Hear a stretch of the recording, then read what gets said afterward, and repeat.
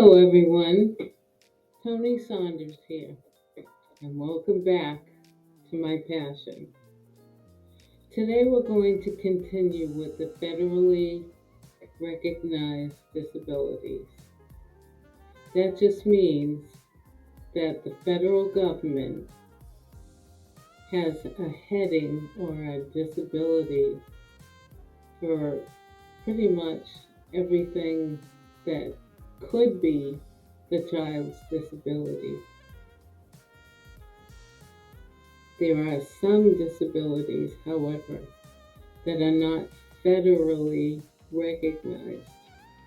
And I'm going to talk about that just a little bit because this is supposed to be what's federally recognized. Okay? Let's do this. All right, so developmental delay is what we're going to talk about today. Developmental delay can be recognized only until the age of 9. That's it. After that, they have to come up with what is it really. But the way you can tell that a child is developmentally delayed is by looking at their IQ score. The IQ score is what typically shows how well a child can learn. Verbal comprehension is the first test in an IQ test.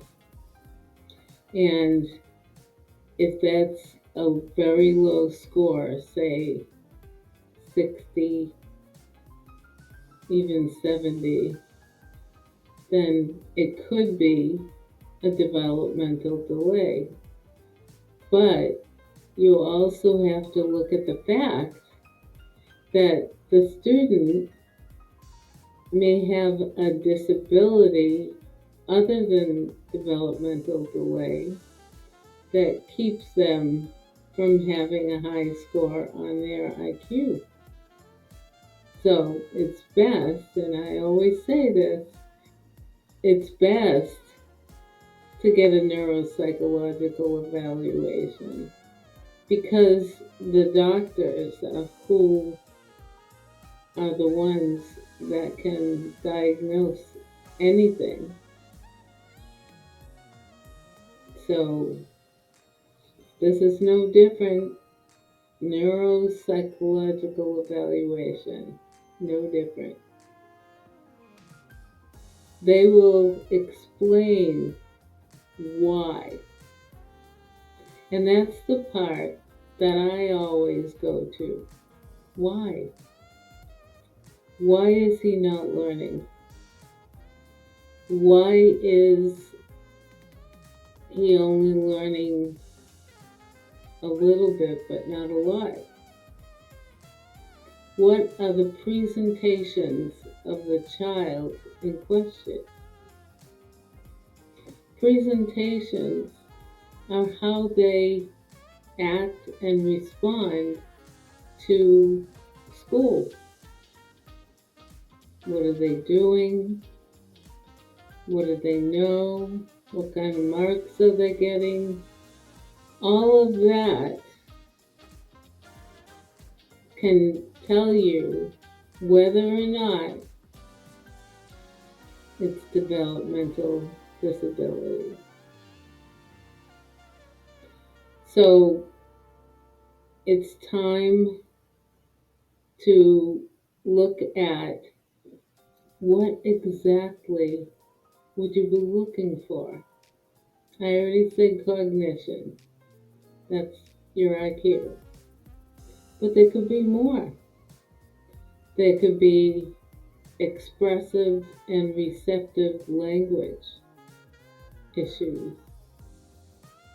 There could be auditory processing issues, visual processing issues.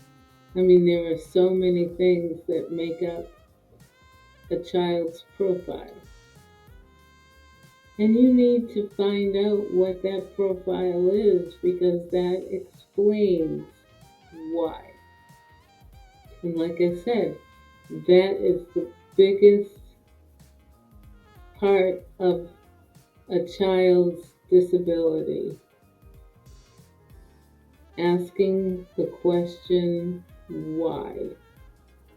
Why is he doing this as opposed to this? Why is she learning better than he is? And that happens a lot, by the way. It happens a lot when the disability is somewhat gender specific. Like disabilities can be mainly male or mainly female. Developmental delay can be either. So don't think that just because you have a boy, he's developmentally delayed. Usually males do have the disabilities, but not always. So I want you to think about it. If you have a child that's been diagnosed developmentally delayed, get as much information about the developmental delays that your child has. What pieces of the puzzle are you going through? And make sure it's not autism. Make sure that they've evaluated every part of your child's life. I would say psychological evaluation, speech evaluation, occupational therapy evaluation. What else? Physical therapy evaluation. And I have to say this, do not, if you have a child with, say, cerebral palsy, and they can't show what they can do,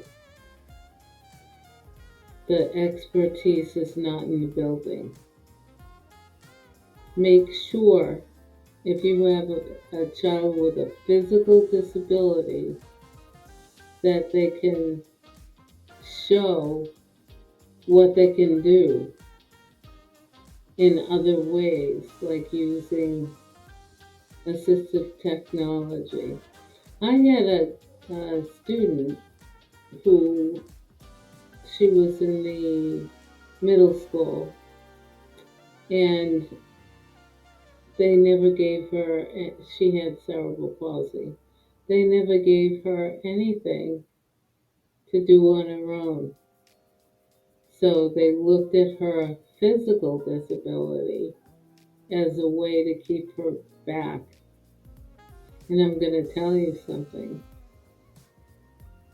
No one, and I mean nobody, should be keeping a child back because of their disability, unless it shows from a neuropsychologist that the child cannot do anything or can do very little. They never gave her assistive technology until I came into the picture. Where is she? And now she's in a placement that will actually teach her and allow her to use assistive technology. And for any school that doesn't allow assistive technology, request an assistive technology evaluation from an outside source like Easter Seals, and then come back to the team and look at what it says. Most children with developmental delay can use technology to help show that they're more intelligent or can do more than what everybody thinks. And we want to make sure that we're not holding somebody back from what they can do by not giving them the tools to help them do what they can't do on their own. And that's developmental delay, only until 9. Then they have to figure out what the real disability is. And they can't let it go past 9 because the federal regulations won't let it. Okay? Alright. Subscribe. I think it's time that you know more. Much more. And I'm going to give it to you. So subscribe. Contact me. All of my contact information is on my website, ToniSaunders.com. Really had to figure out,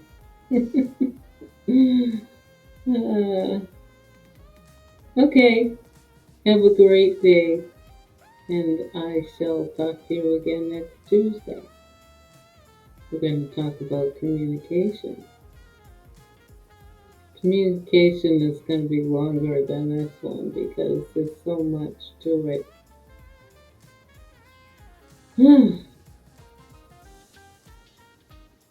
Good night.